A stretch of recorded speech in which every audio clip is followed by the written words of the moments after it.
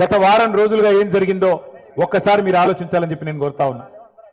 ఒక ఆడ కూతురికి అన్యాయం జరిగితే, ఒక మైనర్ బాలికకి అన్యాయం జరిగితే ఈ రాష్ట్రంలో ఉన్న ప్రభుత్వం మీద దున్నపోతు మీద వానబడ్డట్టు కూడా కాలే. ఇటు కాంగ్రెస్ నోరు మూసుకున్నది, అటు చేసిన వాళ్ళు, తప్పు చేసిన వాళ్ళు బీజేపీ వాళ్ళు కాబట్టి వాళ్ళు కూడా నోరు మూసుకుని ఉన్నారు. కొట్లాడింది ఎవరు? కొట్లాడింది ఎవరు? నిలబడ్డది ఎవరు? అల్టిమేట్ గా తెలంగాణలో ఎవరికి ఏ సమస్య వచ్చినా మళ్ళీ నిలబడి కలబడేది ఎవరు? గట్టిగా చెప్పాలి, వినబడతలేదు. కేసీఆర్ గారి బృందమేనా? కేసీఆర్ దళమేనా? మళ్ళీ నిలబడేది, కలబడేది, గొంతు విప్పేది, కొట్లాడేది మళ్ళీ మనమే. ముఖ్యమంత్రి, కేంద్ర మంత్రి ఇద్దరు కుమ్మక్కై ఆ అమ్మాయికి అన్యాయం చేయాలనుకున్నా ఆ తల్లి తండ్రి వెనుకకు తగ్గలేదు. కామాంధుడి చేతిలో విలవిలలాడిన అమ్మాయికి న్యాయం చేయాలని చెప్పి ఆ తల్లి తండ్రి చేసిన పోరాటం, దానికి అండగా మన బీఆర్ఎస్ పార్టీ మహిళల నాయకత్వం, మన బీఆర్ఎస్ పార్టీ మహిళా బృందానికి కూడా గట్టిగా చప్పట్లతో మీరు అభినందనలు చెప్పాలా. ఎక్కడికక్కడ పోరాటాలు చేసి మహిళా కమిషన్, డీజీపీ అంబేద్కర్ గారి దగ్గరికి పోయి మన మహిళా నాయకత్వం మొత్తం కాళికాదేవిలాగా విరుచుకుపడి మరి ఎక్కడి వారక్కడ నిలదీస్తే మన పెద్దలు, మన party general secretary doctor RS Praveen Kumar గారికి కూడా గట్టిగా చప్పట్లతో అభినందనలు చెప్పాలా. ఆయన ఒక మాజీ ఐపీఎస్ అధికారి, అన్ని విషయాలు తెలిసినవాడు.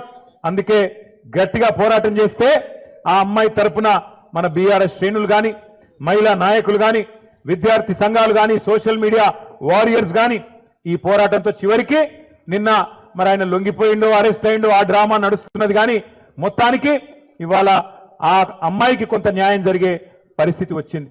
ఇవాళ నేను ఒకటే అడుగుతా ఉన్నా ప్రధానమంత్రి మోడీ గారిని, అయ్యా మీరు అంటున్నారు బేటీ బచావ్ బేటీ పడావ్ అంటున్నారు, కేవలం నినాదాలకే పరిమితమైతే న్యాయం జరగదు. మోడీ గారు బహుశా భారతదేశంలో మొట్టమొదటిసారి ఒక కేంద్ర మంత్రి కొడుకు మీద లుకౌట్ నోటీస్ ఇచ్చే పరిస్థితి వచ్చింది.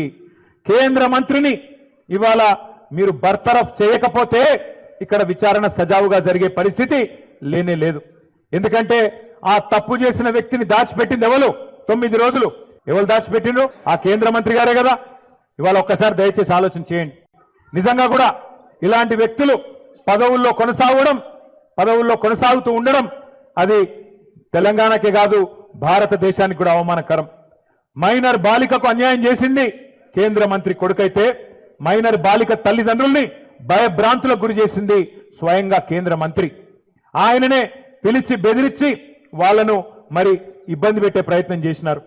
ఇంత తీవ్రమైన కేసును నీరుగార్చే ప్రయత్నం చేసింది ఈ రాష్ట్ర ముఖ్యమంత్రి.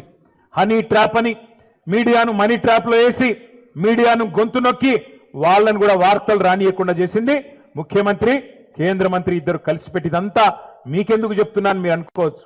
ఎందుకంటే ఒకటే ఒక్క డిమాండ్ మనందరిది ఈ సమావేశం ద్వారా, ఖచ్చితంగా కేంద్ర మంత్రి గారిని వెంటనే బర్తరఫ్ చేయాలని ఈ సమావేశం నుంచి మీ చప్పట్ల ద్వారా కేంద్ర ప్రభుత్వానికి మనం డిమాండ్ చేద్దాం.